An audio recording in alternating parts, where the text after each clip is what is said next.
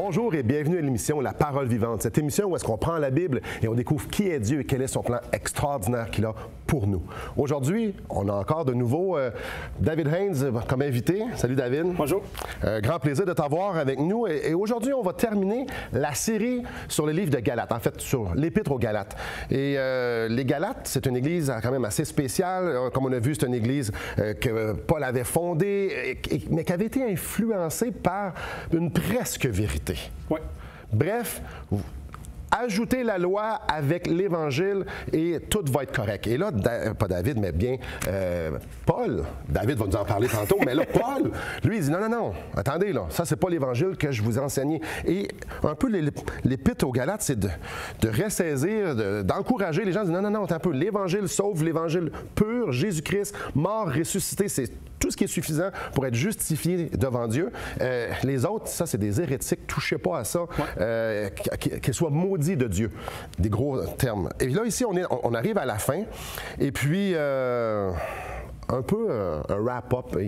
Il ferme la boucle. Je lis les deux versets, puis on en discute, puis on va élaborer sur ce sujet-là, justement, ce qui va terminer, qui va conclure ce livre-là. Donc, j'aimerais vous inviter à la maison de prendre vos Bibles, si vous en avez une, et de tourner dans Galates au chapitre 6. Je vais faire la lecture du verset 12 et 13. Tous ceux qui veulent se rendre agréables selon la chair vous contraignent à vous faire circoncire uniquement afin de n'être pas persécutés pour la croix de Christ. Car les circoncis eux-mêmes n'observent point la loi, mais ils veulent que vous soyez circoncis pour se glorifier dans votre chair. Qu'est-ce que ça veut dire, mon cher David? C'est intéressant parce qu'on voit justement dans ces textes le lien de tout le livre est un lien avec le mot la loi et la chair. C'est l'idée que ces personnes qui sont en train d'enseigner quelque chose de nouveau, quelque chose de plus que l'Évangile à ces croyants en Galatie, ils sont en train de leur dire, d'un certain sens, pour être sauvé, il faut s'appuyer sur ton chair. C'est-à-dire la poursuite de la loi. Ces circoncis n'observent pas la loi, mais ils veulent que vous le faites. Le terme circoncire, c'est comme si ça l'inclut, c'est l'image, c'est le lien. Quand il parle de circoncision, c'est comme c'est la porte d'entrée dans le judaïsme. Donc, exactement. C'est le lien avec la loi. Donc, vous allez être justifié par la loi, donc vous devez vous faire circoncire. Donc, tu vas te présenter avec Dieu, devant Dieu, dire « Je suis circoncis, je suis correct ». Exactement. Et quand il dit justement « c'est circoncis », c'est aux Juifs. C'est ces judaïsants qui sont venus en Galatie pour leur enseigner que, bon, c'est bon de croire en Christ, mais pour vraiment être sauvé, il faut quand même obéir aux lois de Moïse. Et c'est ça qui va être là. Il le présente comme il faut vraiment que tu observes la loi. Mais Paul, qu'est-ce qu'il fait ici, dans ce verset ici? Ce qui est intéressant, il dit, ils veulent que vous fassiez circoncire pour se glorifier dans votre chair. Oui. Honnêtement, là, je trouve ça un peu drôle. C'est quasiment comme si Paul est en train de dire, c'est circoncis, en voulant que vous soyez circoncis, vous autres, il veut avoir des trophées. Votre circoncision, c'est leur trophée. Il le glorifie dans le fait que vous avez accepté et sont en train d'adhérer à la loi de Moïse. Et il dit, mais pourtant, c'est pas ça qui compte. Ce n'est pas la circoncision qui compte. Puis ça nous ramène justement à Galates chapitre 5, où ce que Paul va dire, verset 2, « Voici, moi, Paul, je vous dis que si vous vous faites circoncire, Christ ne vous servira de rien. » Cette circoncision qu'eux, ils veulent que vous adoptez, que vous acceptez, autrement dit, la poursuite et l'accomplissement de la loi de Moïse, ça ne sert à rien si vous avez Christ. Si vous mettez votre confiance là-dedans, c'est que Jésus n'avait pas besoin de mourir, il n'avait pas besoin de faire ce qu'il a fait. C'est intéressant. Eux, les judaïsants, bref, les hérétiques, ceux qui apportent quelque chose de nouveau, eux, ils se sont partis d'une religion. C'est ça. Qui mélange l'observation de la loi et l'Évangile, ou les mots qui sont utilisés dans l'Évangile. Et puis là, eux autres, ils disent, bien là, on vous enseigne ça, et si vous le faites, nous allons être contents. Vraiment ici, là, c'est l'établissement d'une religion. Les hommes sont venus ajouter quelque chose à ce que Dieu a dit et ils sont contents, ils se glorifient quand ils voient des gens adhérer à ce qu'eux disent. Exactement. Et ceux qui montrent qu'ils ne sont pas vraiment là pour la vérité, ne sont pas vraiment là pour la gloire de Christ, ils sont là pour leur propre gloire. Et c'est important d'ailleurs, il faudrait peut-être mentionner ça parce que c'est quelque chose qui est important pour les croyants en général, des personnes en général. Il va toujours avoir des gens gens qui sont là pour leur propre gloire. Ils ne sont pas là pour la vérité. Et souvent, ce sont des personnes qui imposent des lois. On voit exactement le même type de choses en Colossiens. Chapitre 2, Paul va dire, il parle de plein de choses qu'on peut ajouter à notre foi. Il dit, par exemple, verset 18, chapitre 2, que personne sous prétexte d'humilité et d'un culte des anges ne vous conteste à son gré, le prix de la cour. Un tel homme s'abandonne à des visions. Il est enflé d'une vaine orgueil par ses pensées charnelles. Puis dans le verset 20, si vous êtes morts avec Christ au principe élémentaire du monde, pourquoi, comme si vous viviez dans le monde, vous vous laissez vous imposer? Ne prends pas, ne goûte pas, ne touche pas. Toutes ces choses ont l'air spirituelles, mais ils disent ça part à part, c'est tout relié à la chair. J'ajoute un peu à ce que tu dis. La religion d'homme pointe vers des standards. Parce que les standards vont faire en sorte que les gens vont faire ce que moi je veux. C'est ça. Mais ce que Paul est en train de faire ici, en fait, c'est ce qu'on voit dans le Nouveau Testament, dans la Bible, c'est que l'Évangile, ceux qui prêchent l'Évangile pointent vers Christ. Pointent vers la liberté, pointent vers le pardon des péchés, pointent vers honorer Christ et lui seul. Donc, si tu ne le fais pas selon ce que moi je veux, ça ne change pas grand-chose. Je te pointe à Christ. C'est la grosse différence. Je ne te donne pas des règles, je te pointe à Christ. La différence entre la religion d'homme et ce que Christ nous enseigne, ce que les apôtres nous enseignaient, c'est non, il y a juste Christ et il n'y a pas besoin de règles. C'est ça. Wow! On commence en force aujourd'hui, hein? Vous, ça ressemble à quoi votre religion? Celle des hommes ou celle de Christ? Je vous laisse réfléchir à ça, mais avant, j'aimerais vous faire un cadeau. Le livre Destination finale. Donc, peut-être que vous êtes à la recherche d'un sens à la vie. Pourquoi je suis ici? C'est qui Dieu? C'est quoi la Bible? Marc Cahill a écrit un livre, justement, Destination finale, qui est basé sur la parole de Dieu, sur la Bible, et qui va vous présenter ça d'une façon quand même assez illustrée et assez simple. Donc, si vous êtes à la recherche, justement, de questions, bien, j'aimerais vous inviter à nous appeler, à communiquer avec nous. Ça va nous faire plaisir de vous l'envoyer tout à fait gratuitement. Donc, sur ce, on va à la pause et après, on continue.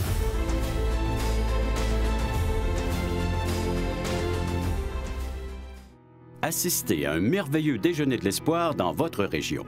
Un invité vous racontera comment Dieu a transformé sa vie et comment son cœur, souffrant, a trouvé une joie indicible en développant une relation personnelle et intime avec Dieu et son Fils Jésus-Christ.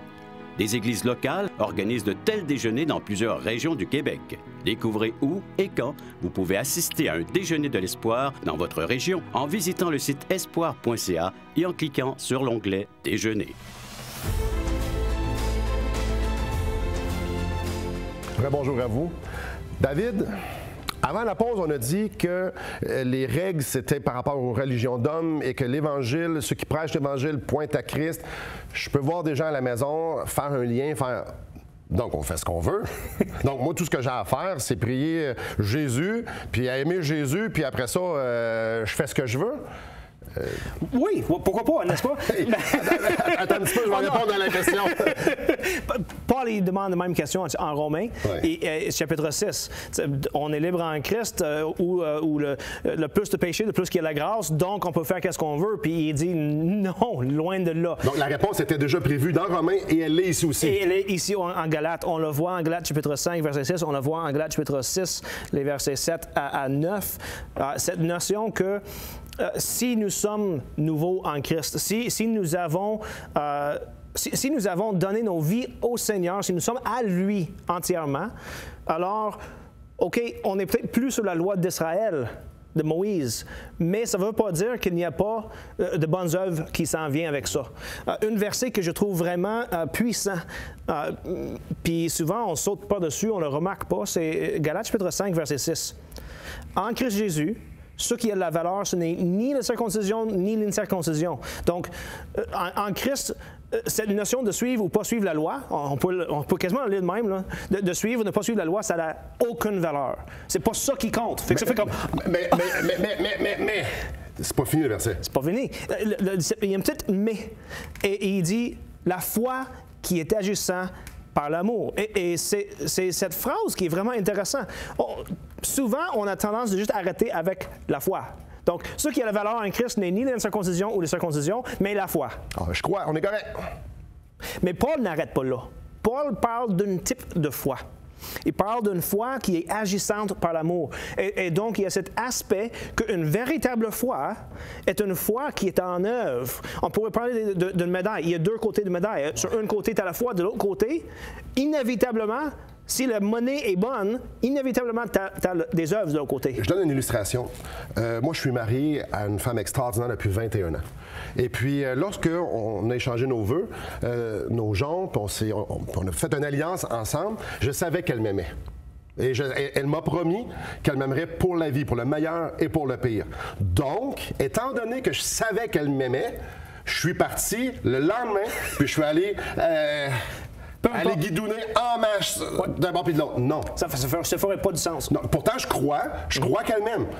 Non. J'ai pris cette croyance-là, cette foi-là qu'elle m'aime. Je me suis tourné vers elle et je dis non, mais je vais t'aimer moi aussi. Là.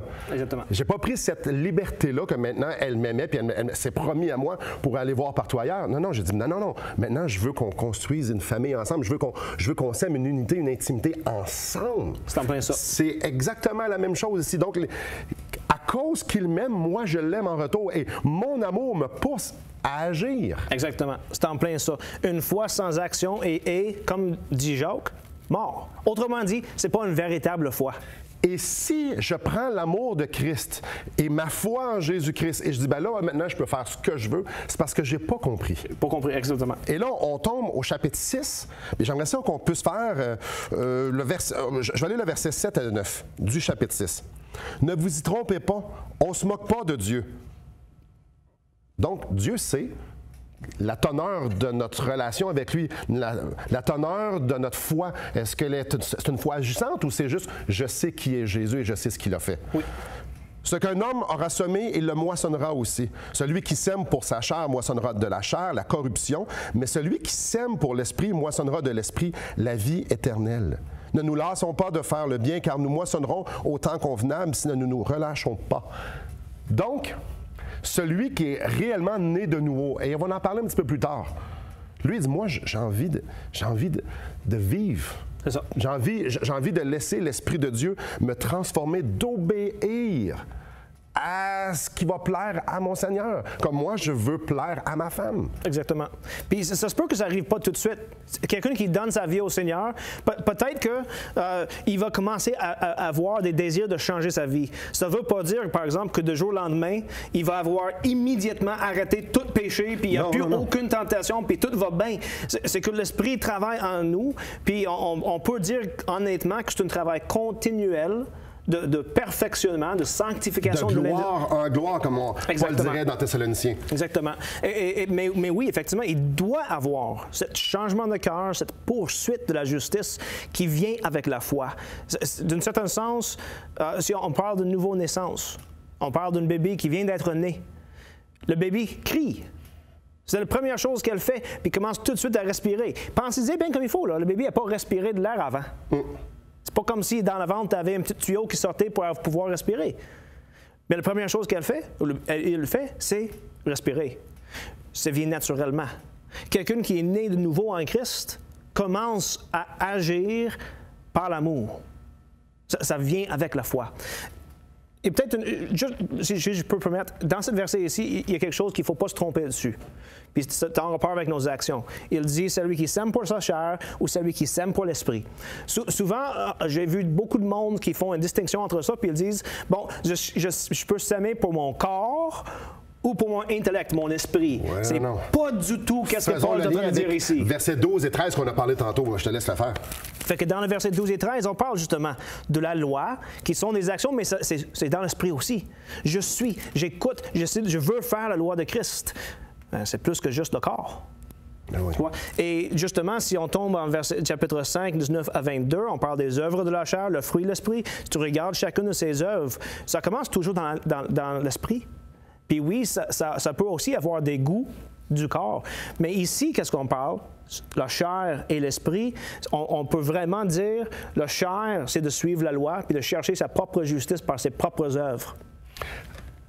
Juste avant d'aller à la pause, celui qui sème selon la chair va mettre son argent dans son compte de banque de justice propre devant Dieu. Celui qui sème selon l'Esprit va faire confiance à ce que Jésus-Christ a fait par le Saint-Esprit. Donc, dans le compte de banque de Jésus. C'est ça. Donc, il y en a un qui c'est dans ma justice propre et l'autre dans le compte de banque de Jésus. Celui qui investit dans le compte de banque de la justice propre va moissonner la corruption. C'est ça. On va en parler tout de suite après. Ça mène où, ça? Et celui qui sème dans le compte de banque de Jésus-Christ, dans la justice de Jésus-Christ, selon l'Esprit Saint, ça va amener quelque chose d'autre. On va en parler aussi après la pause. Donc, juste avant d'aller à la pause, j'aimerais vous faire un autre cadeau. Le film de Jésus-Christ selon l'Évangile de Jean. Encore une fois, tout ce que vous avez à faire, c'est de nous appeler et de dire « J'aimerais avoir le film que Simon nous a parlé. Ça va nous faire plaisir de vous l'envoyer tout à fait gratuitement. Toutes les informations sont au bas de l'écran. » Donc, après la pause, justement, on va parler de ces deux comptes de banque-là. Où est-ce que ça mène? Comment on se situe là? On a parlé de nouvelle naissance. On va regarder ça ressemble à quoi, ça, puis comment moi, je peux naître de nouveau et vous, comment vous pouvez naître de nouveau. Donc, restez après la pause, on va parler de ça. Depuis maintenant 15 ans, nous avons l'immense privilège d'annoncer la bonne nouvelle de Jésus-Christ. Par la grâce de Dieu, nous avons fait plus de 500 émissions, distribué gratuitement des milliers de livres et que dire des centaines de personnes qui ont répondu par la foi à l'appel de Jésus. Aujourd'hui, nous aimerions inviter ceux qui ont reçu cette bonne nouvelle à faire équipe avec nous. Aimeriez-vous avoir un impact dans la francophonie pour l'Évangile? Joignez notre équipe en participant financièrement à la production de l'émission et en nous permettant de continuer à offrir de la littérature gratuitement à ceux qui sont ouverts à l'Évangile. Contactez-nous. Il nous fera plaisir de vous partager comment vos prières et vos dons peuvent faire la différence.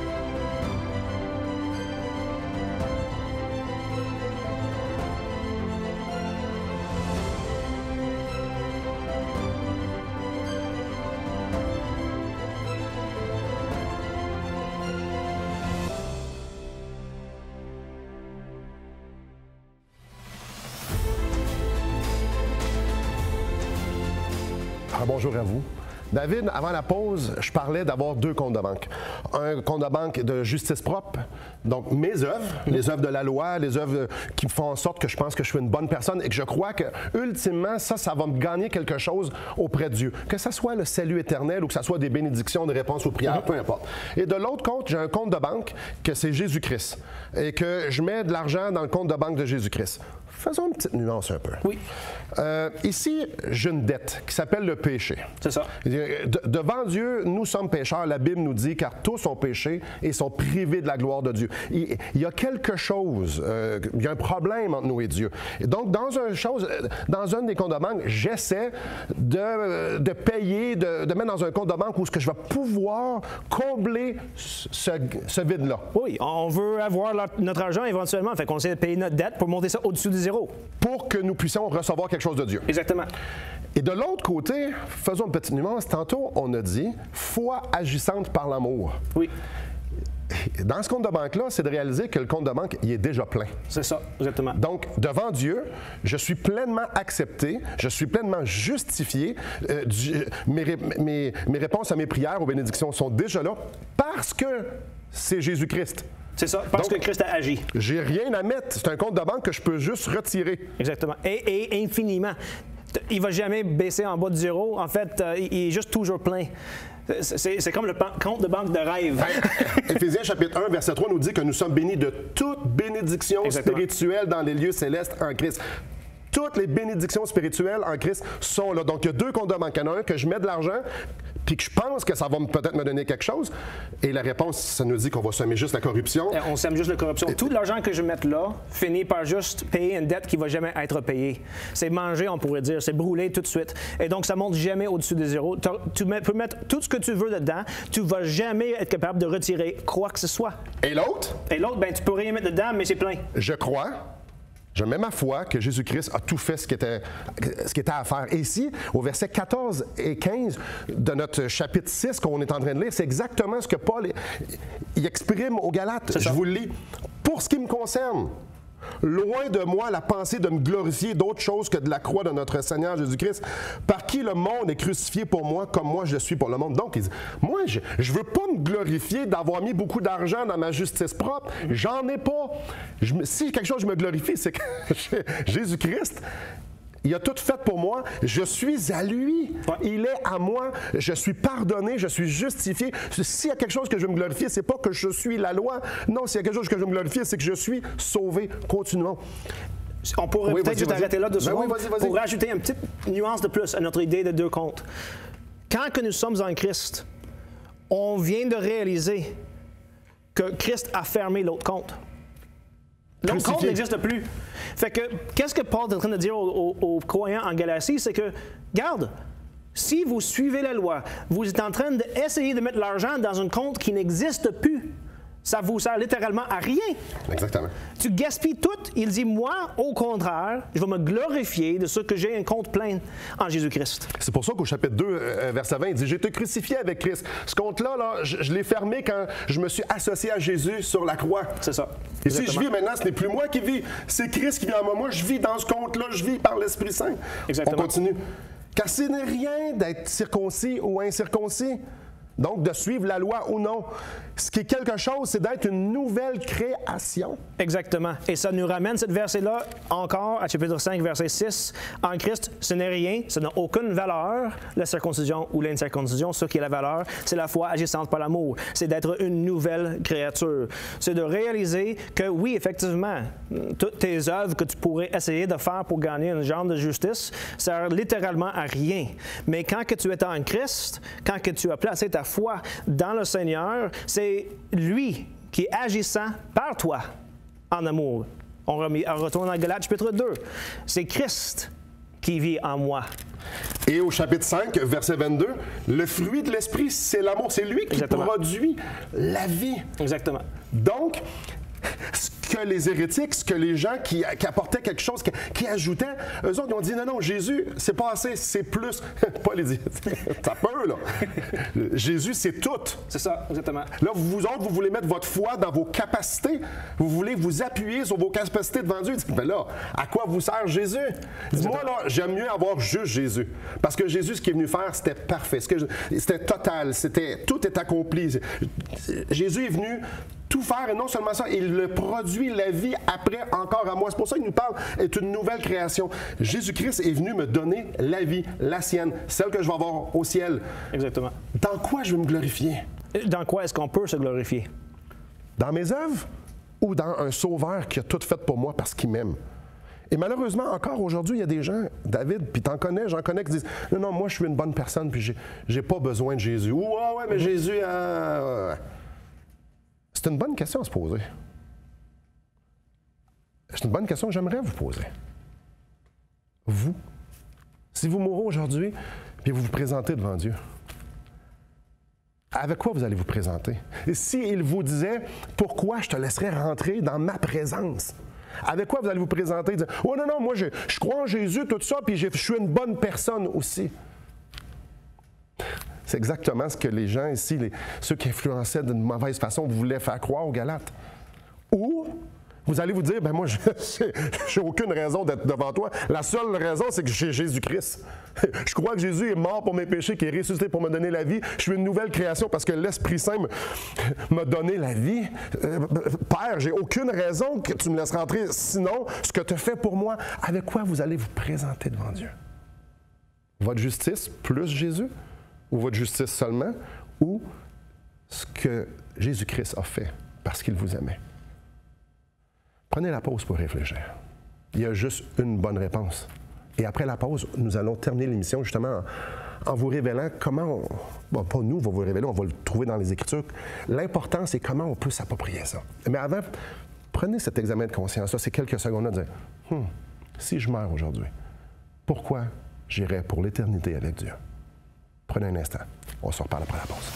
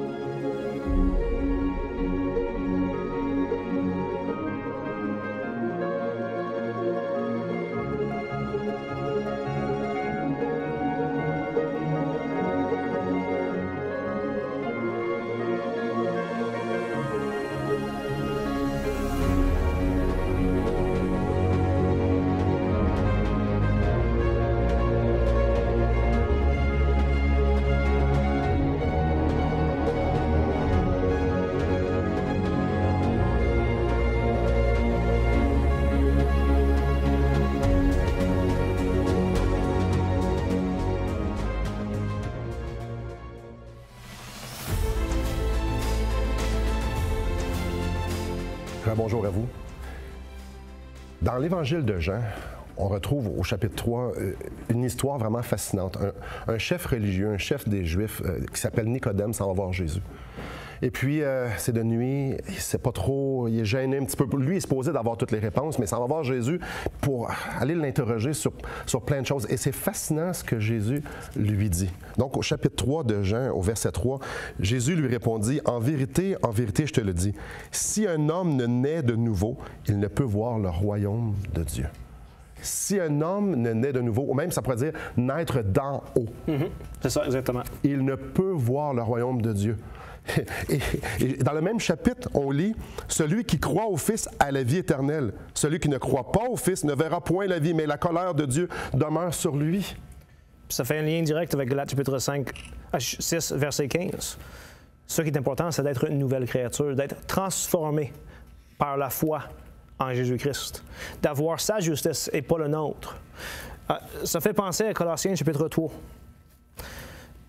Si donc vous êtes ressuscités avec le Christ, premier verset, cherchez les choses d'en haut, où le Christ est assis à la droite de Dieu. Pensez à ce qui est en haut et non à ce qui est sur la terre, car vous êtes morts et votre vie est cachée avec le Christ en Dieu. Vous êtes réellement une nouvelle créature. D'un certain sens, le symbole du baptême, c'est une représentation de notre mort à la terre, à notre ancienne vie, et le fait que nous sommes ressuscités en nouveauté de vie avec Jésus-Christ. Nous sommes une nouvelle créature. C'est sa vie qui est en nous, c'est sa justice qui est présentée devant Dieu, et rien que nous on fait. Et lorsque je mets ma foi en Jésus-Christ, par la suite, ça nous dit, cherchez les choses d'en haut. Maintenant, je suis un enfant de Dieu, puis je suis un bébé. Donc, je commence d'une façon maladroite, mais je commence à chercher ce qui a rapport avec mon Père. Je lis les Écritures, je me rends compte avec d'autres personnes qui croient les mêmes choses que moi ou que cette nouvelle vie-là. Et là, on avance à tâtons. Et comme un père va prendre son enfant, il va dire, regarde, je vais te guider. Oui. Et d'une façon graduelle, il va apprendre. Mais ça commence à une seule place. À cette place-là où est-ce qu'on dit, je veux arrêter de mettre de l'argent dans mon compte de banque de justice propre parce que j'en ai pas d'argent. Ce que je veux, c'est mettre ma confiance en Jésus-Christ. Mes chers amis, je vous en supplie. Regardez dans votre cœur et reconnaissez que vous êtes pécheurs. Et reconnaissez que Jésus-Christ est venu mourir sur la croix pour vous. Et mettez votre foi dans ce qu'il a fait et vous allez devenir une nouvelle créature. Merci beaucoup, David. Merci beaucoup à vous et que le Seigneur vous bénisse.